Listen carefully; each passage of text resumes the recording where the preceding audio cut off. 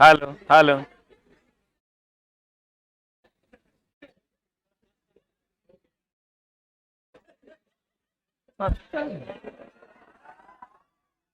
बैठिए।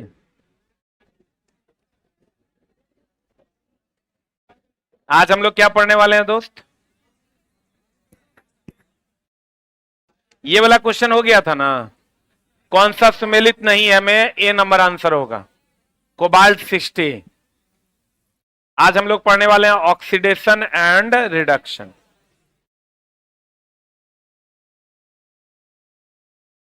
क्या पढ़ने वाले हैं आज हम लोग?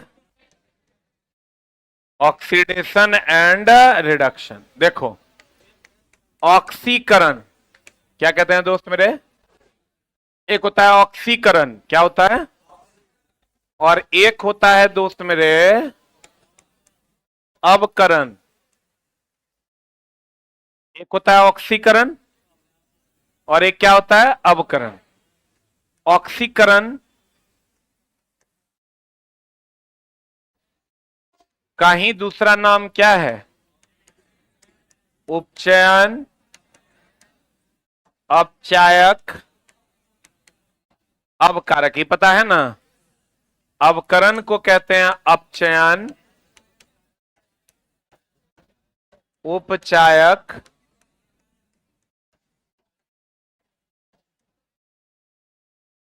ऑक्सीकारक।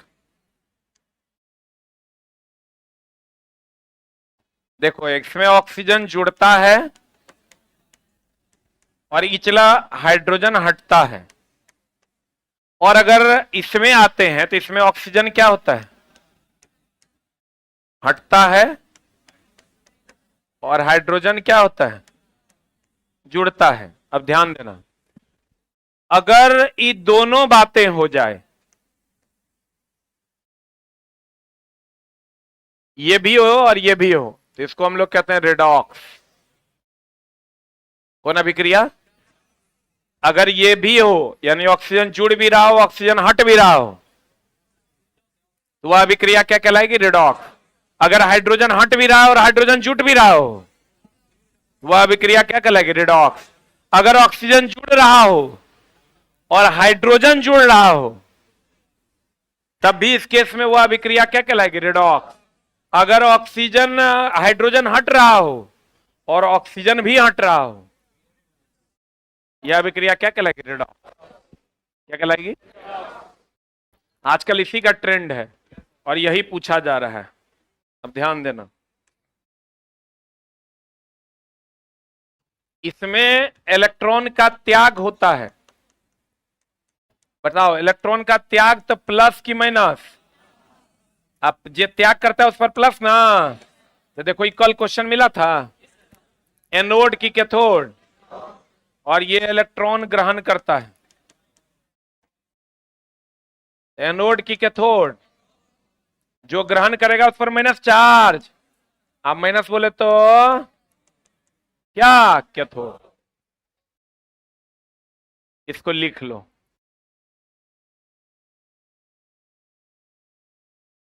कल एक क्वेश्चन आया हुआ था एनोड कैथोड वाला।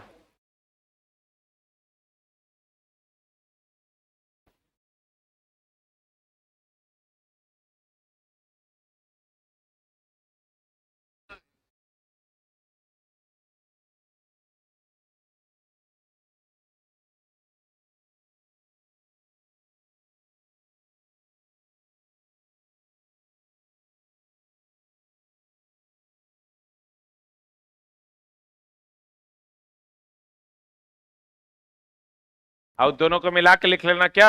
रेडॉक्स।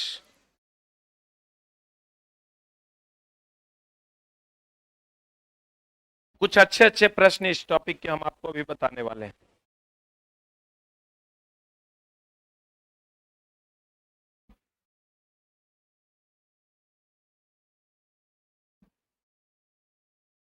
हो गया? थ्योरी वाला सेक्शन में खाली है, वहां लिखिए। अरे चोट्टा, कैसे लिखा है रे? कितना सुंदर हम सजा के लिखे हैं, तो वैसे नहीं लिखे, कैसे कैसे लिख दिया? क्या लिखा है? किसी की पढ़ाई में मेरा क्या योगदान है?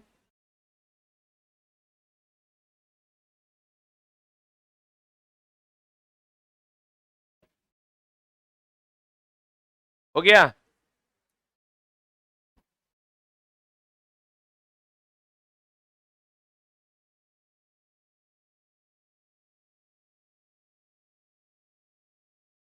अरे हो गया। ऑक्सीकरण, उपचयन, अपचयक, अवकारक। इसमें ऑक्सीजन जुड़ता है और हाइड्रोजन हटता है। इसमें ऑक्सीजन हटता है और हाइड्रोजन क्या होता है, जुड़ता है। इसमें इलेक्ट्रॉन का त्याग, और त्याग होगा तो प्लस की माइनस, एनोड की कैथोड। इसमें इलेक्ट्रॉन का ग्रहण, ग्रहण होगा तो माइनस, माइनस होगा तो क्या होगा, कैथोड। जो इलेक्ट्रॉन का त्याग करेगा उस पर प्लस की माइनस, और त्याग मतलब एनोड की कैथोड। क्लियर है। इस पूरे का इंग्लिश जो होता है एक ही होता है, दैट इज ऑक्सीडेशन।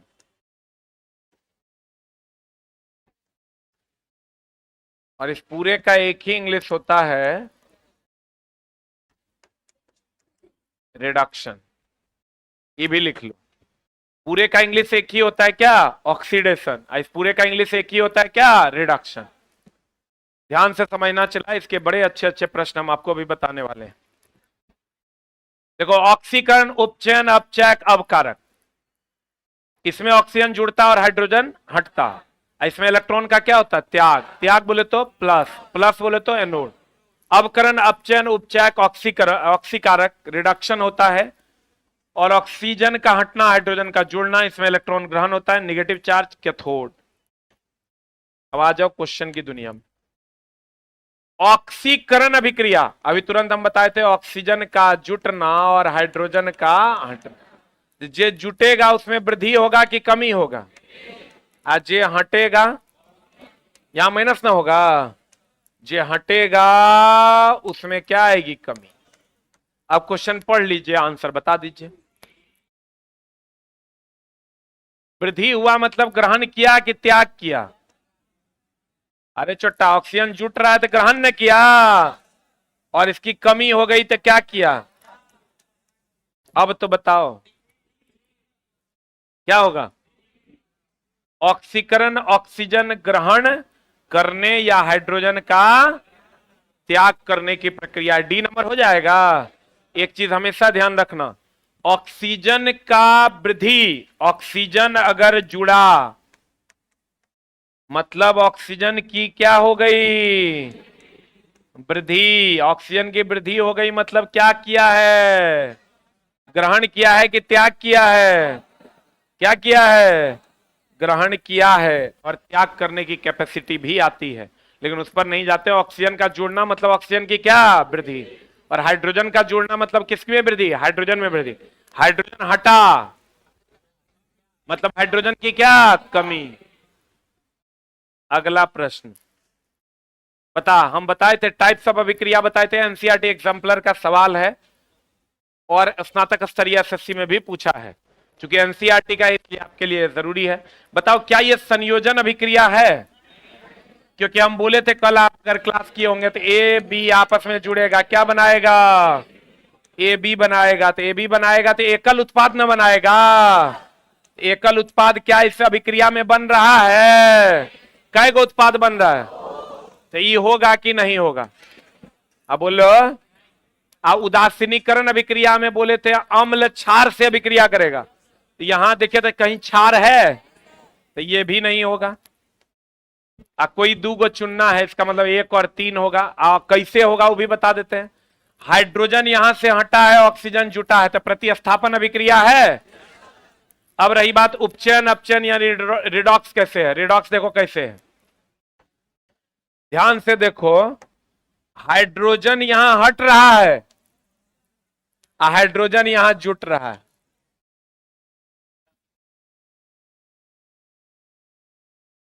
क्या हुआ, क्या हुआ, हाथ उठा देता है तुम। इधर आओ, इधर आओ, इधर आओ ना। अरे छुट्टा, तेरा सीट नहीं मिला तो इसे हाथ उठा रहा है।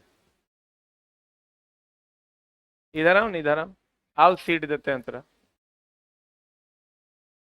अभी क्लास से तेरा बाहर ही कर देते हैं, लेट आया है। अरे देखो कितना बड़का रंगबाज है। आओ नहीं, इधर आओ, बैठो। सीबीएसई बोर्ड से? अरे बाबूजी नौकरी करते हैं। इतना कॉन्फिडेंस कहाँ से लाता है? अभी क्या किया पता है तुम लोग को? इस सबसे लेट अभी ये वे किया है। भाई क्या कर रहा है?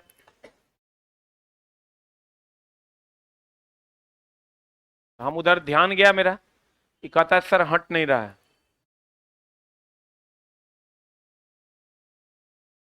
टेबल नहीं दे रहा है। टेबल बैठा होगा, उसके बगल में रखा होगा टेबल, तुमको देगा नहीं। तो तुम लेट क्यों आया है? काहेला?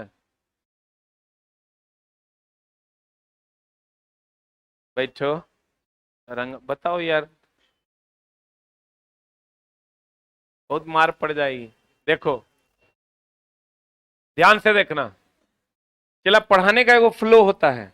देखता है बैट्समैन सबको बैटिंग कर रहा होता है तो एकदम स्क्रीन को एडजस्ट कर लेता है, ताकि जरा सा भी नहीं तो जरा सा कंसंट्रेशन लॉस होगा ना। दिमाग में होता क्या है, अगर आप पढ़ा रहे हैं तो आपको अगला क्या बोलना है उसको डिसाइड करना होता है, तभी ना हम बोलेंगे। तो अगला डिसाइड कब कर पाएंगे? जब हम इस पे कंसंट्रेट रह पाएंगे। नहीं तो अगला बार डिसाइड होगा नहीं तो ऑर्डर मेंटेन नहीं हो पाएगा।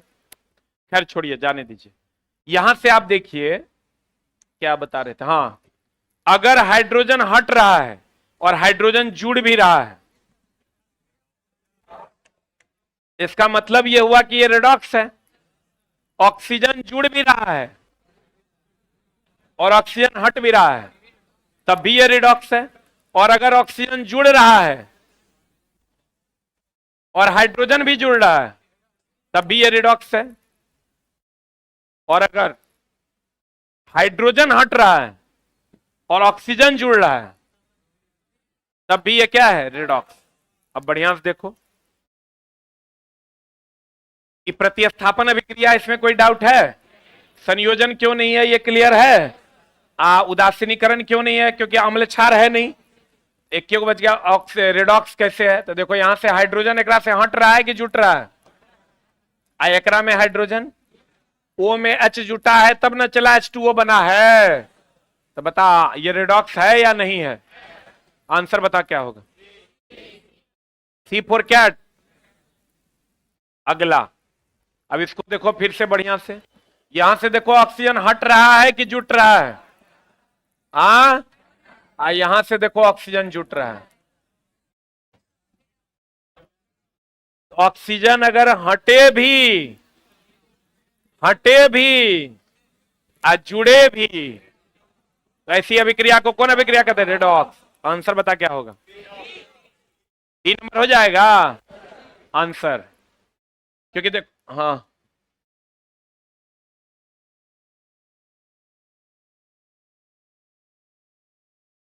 अभिकारक में देखते हैं। जब भी देखेंगे किधर की तरफ देखेंगे? अभिकारक से देखेंगे कि अभिकारक से उत्पाद जाते हुए क्या हो रहा है, जुट रहा है कि हट रहा है। क्लियर? किधर से किधर देखेंगे? नहीं तो तू इधर से इधर देखेगा तो मामला गड़बड़ा जाएगा। किधर से किधर देख रहा है? Left to right. कहता है जब आयरन भाप से अभिक्रिया करता है, दे देता है चला Fe3O4 प्लस हाइड्रोजन। और अगर आयरन ऑक्सीजन से अभिक्रिया करेगा जल की उपस्थिति में, तभी दे देगा Fe2O3। ये दोस्त मेरे भाप है। एक मिनट रुक जा, ये जो है ये जंग है। एक मिनट रुक न रे, गड़बड़ हो जाएगा। ऑप्शन में Fe2O3 भी देता है, ऑप्शन में Fe3O4 भी देता है, दोनों साथ में भी देता है। ठीक ना? तो आपको ही ध्यान रखना है कि आयरन जब भाप से अभिक्रिया करेगा तो क्या देगा? Fe3O4। चला सबसे फंसा हुआ क्वेश्चन में से एक है। और आयरन जब ऑक्सीजन से अभिक्रिया करेगा जल की उपस्थिति में, तब क्या देगा? Fe2O3। लीक। अटपट नहीं करना।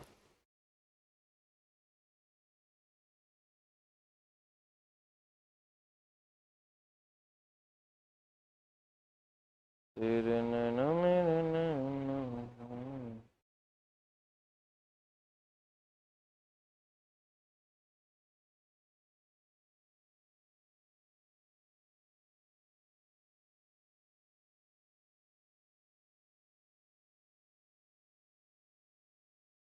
हो गया। अब चलते हैं, the name of the chapter is solution. हम चला एकदम कुछ चुनिंदा प्रश्नों को ही लेके आए हैं। बादल देख रहे हो? बादल, बादल नहीं देख रहा? कुहासा देख रहा है? पक्का देख रहा है? बताओ, बादल और कुहासा जो है, हम हमेशा बच्चों को, इस चीज में बच्चा कंफ्यूज मत होना, इस रूम में आदमी है कि आदमी में रूम है? हाँ, बड़ा में छोटा होता है, गिलास में पानी होता है कि पानी में गिलास? तो बादल, कुहासा, बूंद, इस सब दोस्त मेरे गैस में क्या है? गैस में क्या है? द्रव। एक मिनट होल्ड ऑन। वहीं अगर धुआं की बात करोगे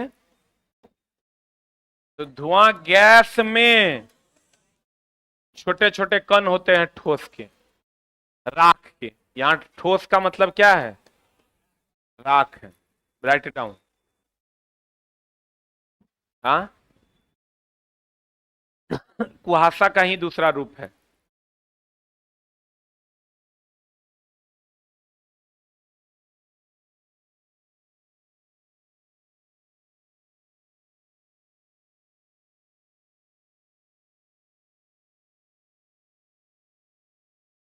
लिखा?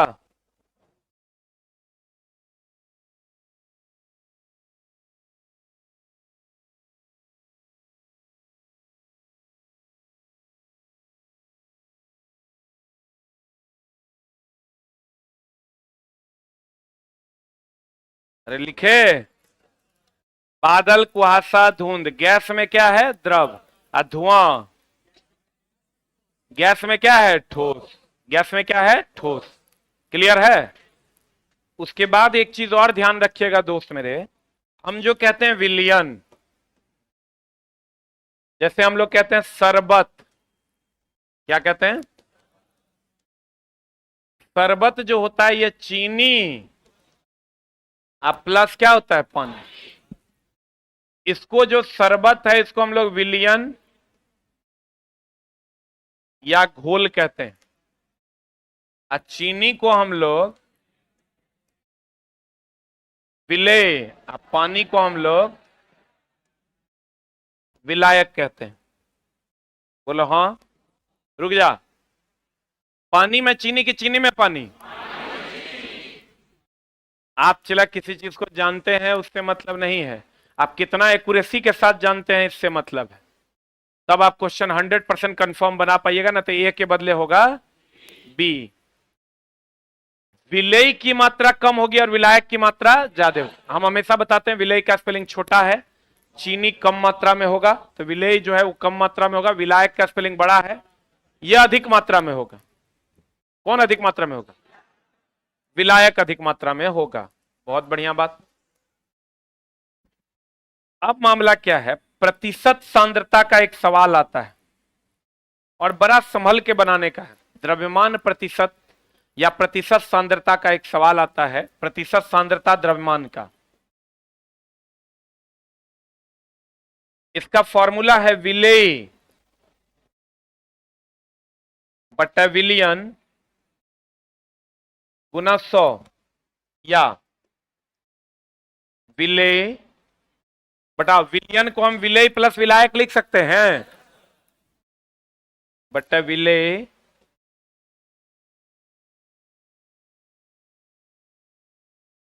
प्लस विलायक गुना 100। इसी का एक और फॉर्मूला हम बनाते हैं, विलेय छोटा कि बड़ा? ध्यान दीजिएगा, विलेय जो है ये छोटा कि बड़ा? अविलायक बड़ा ना। एग्जाम हॉल में आप विलेय विलायक को पहचान नहीं पाइएगा, या विलियन, विलेय विलायक विलियन इतना कंफ्यूज करेगा, ये वो भागा दे के आंसर लाना है, ऊ लाने में गड़बड़ हो जाएगा। अगर जान रहे हैं तो क्वेश्चन बहुत आसान है, एगो भागा देना है, आंसर ले आना है। लेकिन अगर दोस्त मेरे नहीं जान रहे हैं तो वही भागा पता नहीं चलेगा, और नहीं चलेगा तो मामला हो जाएगा गड़बड़। एक बार एक सवाल बना रहे थे, सवाल बहुत लंबा चला गया, हमने क्वेश्चन लिखा, क्वेश्चन इतना लंबा था, सॉल्यूशन जब करने लगे तो सॉल्यूशन और लंबा चल गया। यहां सवाल में कहीं पर 10 था, कहीं पर 2 था। अब फाइनली जो रिजल्ट मेरा आया वो आया 10/2 बराबर 5। ठीक है, 2 ही डेटा था, एक 10 था, एक 2 था। फाइनल रिजल्ट मेरा कितना आया? 10/2 बराबर 5। एगो लड़का कहता है, सर इतना जो आप किए हैं एकरा करने का क्या जरूरत, सीधा भागा दे देते आंसर आ जाता। हम ओकरा बोले, बाबू रे ये हमको कैसे पता चलेगा कि भागा दे देंगे तो आंसर आ जाएगा? तू बोला सर हिट एंड ट्राई करते, एक बार 10/2 देख के देखते ऑप्शन आ रहा है कि नहीं, एक बार 10 गुना 2 देख के करते ऑप्शन आ रहा है नहीं, एक बार 10-2 देख के करते, एक बार 10+2 देख के करते। इतना करने का क्या जरूरत है, क्या जरूरत है फॉर्मूला बनाने का? अब बड़ा बढ़िया उपाय बताया ये बच्चा। लेकिन दोस्त मेरे, ये हमेशा 10/2 होगा, और किस क्वेश्चन में 10/2 होगा ये कैसे पता चलेगा? एक कोई उपाय है? वो तो इसमें आ गया, जब आप क्वेश्चन बना रहे होते हैं विलेय विलियन और विलायक का, सवाल बहुत आसान होता है, खाली एगो भागा देना, you will get the answer. एक जोड़ करना, एक भाग देना, you will get the answer. लेकिन आपको पता तो चले कि जोड़ना किसको है, घटाना किसको है, भागा केकरा से देना है। इसीलिए इसको पढ़ना पड़ेगा ठीक से। प्रतिशत सांद्रता विलेय, अब बटा किसका? विलियन। विलियन बोले तो शरबत की चीनी, हाँ। अब विलेय बटा विलेय प्लस विलायक, क्योंकि विलियन को विलेय प्लस विलायक लिख सकते हैं। बोलिए, एक चीज हमेशा ध्यान रखिएगा, जो कम मात्रा में होगा वो क्या होगा? विलेय, और जो अधिक मात्रा में होगा वो क्या होगा? विलायक। देखो तो इस फॉर्मूले को हम ऐसे लिख सकते हैं, छोटका, ये छोटका बटा छोटका प्लस बड़का गुना 100। बोलो चला, इसको हम ऐसे लिख सकते हैं, छोटका बटा छोटका प्लस बड़का गुना 100। देखो तो ऐसे लिख सकते हैं क्या? विलेय छोटा की बड़ा, अब विलायक बड़ा। तो विलेय विलेय विलायक विलियन में नहीं फंसना है, तो आप सीधे करना छोटका बटा छोटका प्लस बड़का गुना 100। लेकिन अगर विलियन दे देगा, फिर विलियन दे देगा तो विलेय या बटा विलियन गुना 100 करना होगा। लेकिन ऐसा कोई सवाल है नहीं, लेकिन कभी कभार दे देता है 1-8%। तो अगर दे देगा तो विलियन को पहचान लेना। शरबत का दे देगा द्रव्यमान इतना है तो समझ लेना क्या दे दिया? विलियन। और नहीं तो 99% केसेस में लगाना छोटका बटा छोटका प्लस बड़का गुना 100। बोलवे नहीं करेगा, क्योंकि जो छोटका विलेय बटा विलेय, विलेय बटा विलेय बटा विलेय प्लस विलायक गुना 100 करोगे ना, एग्जाम हॉल में कंफ्यूजन हो जाएगा और सवाल बनेगा नहीं। ठीक है, याद क्या रखना है? छोटका बटा छोटका प्लस बड़का गुना 100। इसको लिख लो।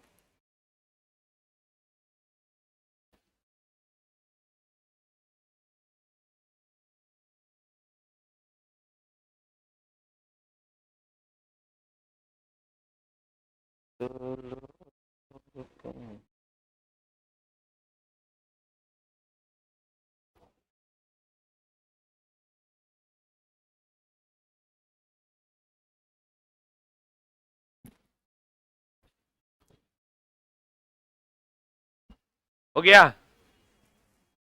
छोटका बटा छोटका प्लस बड़का गुना 100।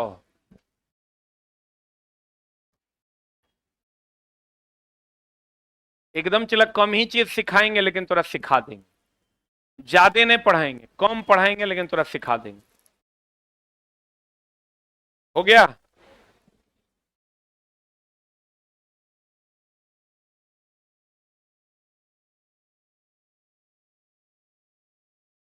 अरे हुआ। अब क्या याद रखना है, छोटका बटा छोटका प्लस बड़का गुना एक्स। लेकिन एगो सावधानी ध्यान में रखना है कि विलियन तो कहीं नहीं दे दिया, तब विलय बटा विलियन गुना 100, क्योंकि छोटका प्लस बड़का को विलियन लिख सकते हैं। अरे छोटका प्लस बड़का को विलियन लिख सकते हैं। आज जो छोटा वैल्यू होगा विलय होगा कि विलायक होगा। बहुत बढ़िया बात। पढ़े। अब देखो बादल, बता क्या होगा। बादल धूल है रे, जलवाष्प के कण है, हवा की बारिश की, हवा में बारिश की बूंदे हैं, हवा में तैरती पानी की छोटी छोटी बूंद। हवा में पानी की बूंद है कि पानी में हवा है। हवा में पानी। कभी कभी क्वेश्चन पूछता है बादल किस ऊर्जा को किस ऊर्जा में बदलता है, गतिज को स्थितिज के स्थितिज को गतिज। दोस्त मेरे बादल में हाइट है तो उसमें स्थितिज ऊर्जा है, और उसके कारण जब टकराता है तो गतिज ऊर्जा में बदलता है, तब बारिश होता है। तो कभी कभार क्वेश्चन पूछ दे कि बारिश में क्या होता है, तो कहिएगा, याद रखिएगा, क्वेश्चन बनता नहीं है बच्चा से। स्थितिज ऊर्जा को किसमें बदल देता है, गतिज ऊर्जा में।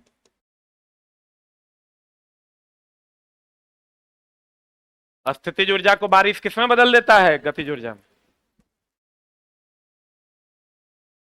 बादल की स्थितिज ऊर्जा होती है, वो टकराता है और गतिज ऊर्जा में बदल जाता है।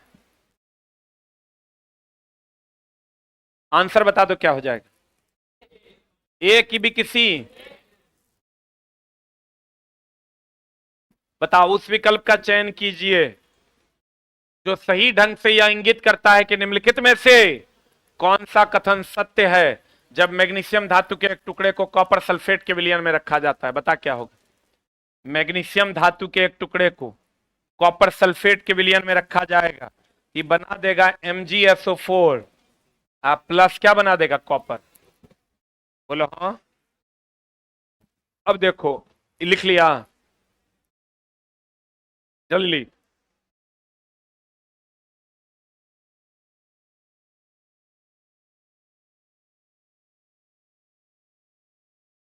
ये रंग होता है चला नीला, ब्लू विट्रियल है ना, ये कौन रंग का होता है, नीला।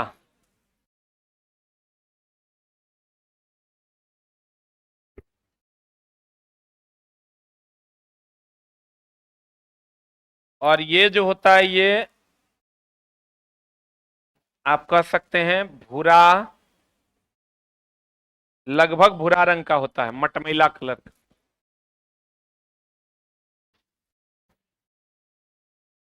अब बताइए चला जी, कि Mg ज्यादा अभिक्रियाशील होगा कि कम, काहे, जो हटाता है, ये हटा रहा है कि हट रहा है, यहां से कॉपर को हटा ना रहा है, जो हटाएगा वो अधिक अभिक्रियाशील, और जो हटेगा वो कम अभिक्रियाशील। जो हटाएगा, जैसे हम किसी को हटाएंगे तो हम ज्यादा अभिक्रियाशील की कम, और जो हटेगा कम अभिक्रियाशील।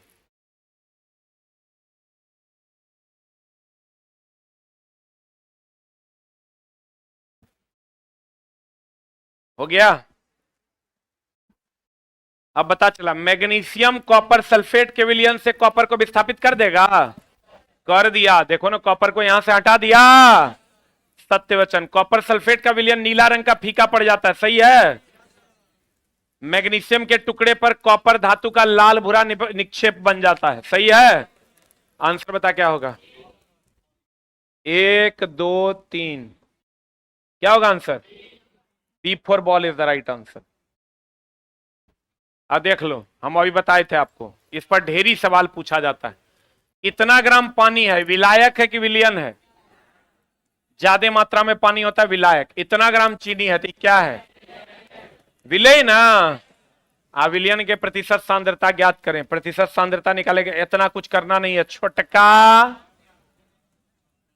बटा छोटका प्लस बड़का गुना 100, कितना परसेंट आंसर। अन्ना है तो फिर वही विलयन, विलय बटा विलय प्लस विलायक गुना 100। सीधा सीधा करना, उतना झोल झाल नहीं करना। छोटका बटा छोटका प्लस बड़का गुना 100, छोटका बटा छोटका प्लस बड़का गुना 100। अगला गैसियस लॉ, नाम तो सुना ही होगा, सुने हैं? What is gaseous law? Gaseous law के बारे में एकदम जो हम आपको इंफॉर्मेशन अभी दे रहे हैं, इससे ज्यादा आपको पढ़ना नहीं है, लेकिन ध्यान से समझना पड़ेगा। हम हमेशा बच्चों को बताते हैं ये पी भी टी, आप चला खूब पढ़ लिए हैं, आपको कुछ यादें नहीं है, फिर अगर कोई यूज नहीं है। आप खूब पढ़े हैं, खूब रिवीजन किया, हमको हमारे पास है तभी ना अगर यूज कर पाइएगा। तीरंदाज आप बहुत बढ़िया हैं, तीर आपके पास है ये नहीं है, आपको हम ढेला दे देते हैं, मामला गड़बड़ा नहीं जाएगा। तीरंदाज अगर हैं आप बहुत अच्छे, तो आपके पास तीर होना चाहिए। तीर बहुत ज्यादा है, अब प्रैक्टिस से नहीं है तो ज्यादा भी कम पड़ जाएगा। मारे गया है ने वो आंख के वजह चल जातो, मारवे दुर्योधन को लग जातो भीष्म पितामह। प्रेशर, वॉल्यूम और टेम्परेचर, पी भी टी, बार बार हम कहते हैं बॉयल, बी सी जी, बी सी जी। B4 हो गया बॉयल्स लॉ, C4 हो गया चार्ल्स लॉ, G4 हो गया गे-लुसाक लॉ। पी भी T B C G, pressure, volume, temperature, Boyle's, Charles, Gay Lussac. सही है? अब देखो, टेम्परेचर कांस्टेंट रहेगा बॉयल्स लॉ, प्रेशर कांस्टेंट रहेगा चार्ल्स लॉ, आयतन कांस्टेंट रहेगा गे-लुसाक लॉ। नहीं समझा? प्रेशर कांस्टेंट रहेगा चार्ल्स लॉ, टेम्परेचर कांस्टेंट रहेगा बॉयल्स लॉ, आप वॉल्यूम कांस्टेंट रहेगा गे-लुसाक। और हमेशा ध्यान रखना टेम्परेचर के साथ सीधा रिलेशन, टेम्परेचर के साथ। तो बताओ वॉल्यूम और टेम्परेचर, अगर चार्ल्स लॉ की बात करोगे तो वॉल्यूम और टेम्परेचर में संबंध होगा, ये कांस्टेंट होगा। बॉयल्स लॉ की बात करोगे प्रेशर और वॉल्यूम में संबंध होगा, टेम्परेचर कांस्टेंट होगा। गे-लुसाक लॉ प्रेशर और टेम्परेचर में संबंध होगा, वॉल्यूम कांस्टेंट। अब देखो ये होता है volume is directly proportional to T, temperature है तो सीधा रिलेशन के उल्टा। कब? जब प्रेशर कांस्टेंट। अब बॉयल्स लॉ होता है P is inversely proportional to V, क्योंकि टेम्परेचर ना है रिलेशन में, तो उल्टा हो जाएगा जब टेम्परेचर कांस्टेंट। चार्ल्स लॉ कहता है, ध्यान देना, P is directly proportional to T, क्योंकि टेम्परेचर रिलेशन में जब वॉल्यूम कांस्टेंट हो। यह मामला है। अब यहां तक तो ठीक है, ध्यान देना। अगर ये उल्टा है तो इसका फॉर्मूला हो जाता है P1 बट्टा P2 बराबर V2 बट्टा V1। आई सीधा रिलेशन है तो ये हो जाएगा V1 बट्टा V2 बराबर T1 बट्टा T2। आई भी सीधा रिलेशन है, तो P1 बट्टा P2 बराबर T1 बट्टा T2। अब थोड़ा सा ध्यान देना, अब तुम्हारे पास यह हथियार है, इसको चलाना सीख लो। जैसे ही तुमको कह दे टेम्परेचर कांस्टेंट है, ध्यान देना, इसका मतलब तुम समझ लो कि जब टेम्परेचर कांस्टेंट है तो प्रेशर और वॉल्यूम के बीच में रिलेशन होगा। किसके किसके बीच में रिलेशन होगा? आप प्रेशर और वॉल्यूम में टेम्परेचर नहीं है, इसका मतलब P1 बट्टा P2 बराबर V2 बट्टा V1। बोलो हाँ। और अगर प्रेशर कांस्टेंट है, इसका मतलब वॉल्यूम और टेम्परेचर में रिलेशन होगा, इसका फॉर्मूला होगा V1 बट्टा V2 बराबर T1 बट्टा T2। चूंकि टेम्परेचर रिलेशन में है, प्रेशर कांस्टेंट और टेम्परेचर रिलेशन में है, तो सीधा की उल्टा। यहां टेम्परेचर कांस्टेंट था, प्रेशर और वॉल्यूम था, तो उल्टा कर दिए हैं।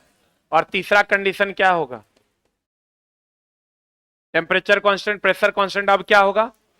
Volume constant. तो प्रेशर और टेम्परेचर के बीच में रिलेशन होगा, तो क्या हो जाएगा फॉर्मूला? P1 बट्टा P2 बराबर T1 बट्टा T। बढ़िया समझ। अगर टेम्परेचर कांस्टेंट होगा तो हम बोले प्रेशर, जब भी टेम्परेचर के साथ रिलेशन होगा, सीधा की उल्टा, तो P और V के बीच संबंध होगा उल्टा। अगर प्रेशर कांस्टेंट है V और T के बीच संबंध होगा तो सीधा। अब वॉल्यूम कांस्टेंट है P और T के बीच संबंध होगा तो सीधा। यह न्यूमेरिकल बनाने में आपकी मदद करे। अगर ये लॉज नहीं भी याद रहेगा, डायरेक्ट यहां से आप फॉर्मूला लिख सकते हो। क्लियर? लिख लो।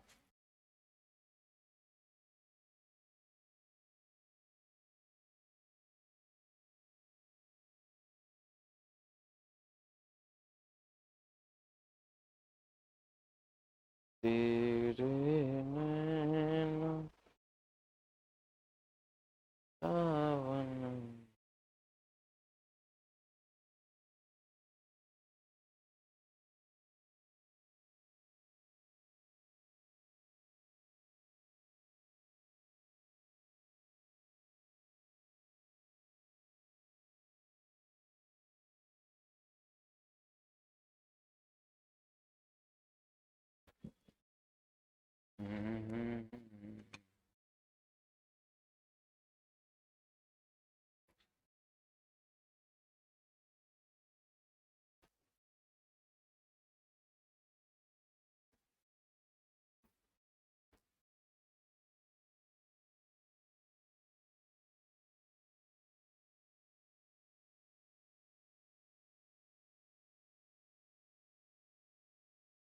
हम चला इसमें नंबर ऑफ क्वेश्चंस टीचर्स को भी बोले हैं नहीं बढ़ाने, लेकिन जितना पढ़ाएंगे उतना तुम्हारे पास रहेगा।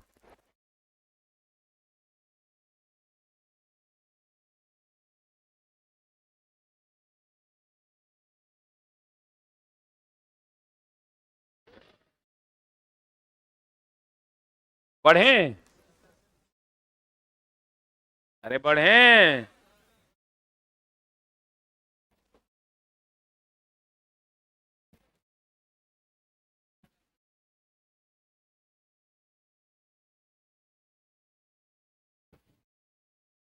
अरे बढ़े। देखें, चलिए लिख।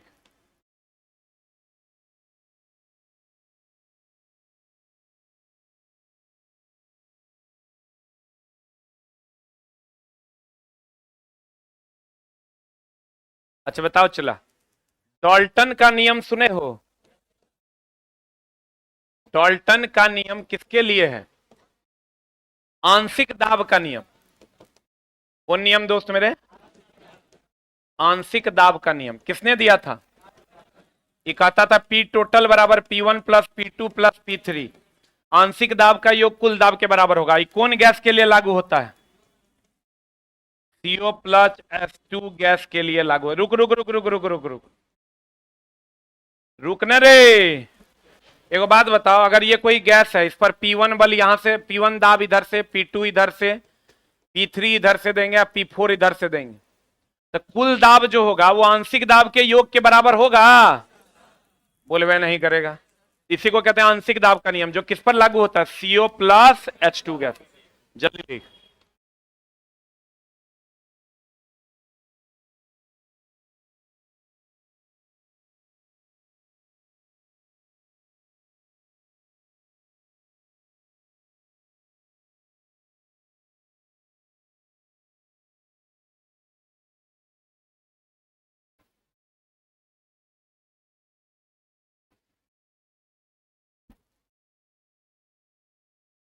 हो गया?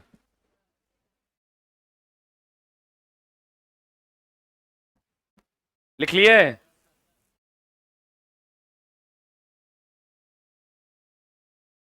अरे लिखा? बताओ चला, कोई भी गैस जो एक जगह से दूसरे जगह जाएगा, घनत्व में अंतर के कारण, अगर मेरे पेट का घनत्व ज्यादा है गैस का और बाहर कम है, तो बाहर अंदर से बाहर जाएगा कि बाहर से अंदर? तो गैसों का बहाव किसके कारण होता है? घनत्व में अंतर के कारण। किसमें अंतर के कारण? अब चला आ जाओ तुम क्वेश्चन पे। बताओ, निम्नलिखित परिघटनाओं में कौन सा समुच्चय ताप बढ़ने पर बढ़ेगा? बताओ चला, वाष्पन,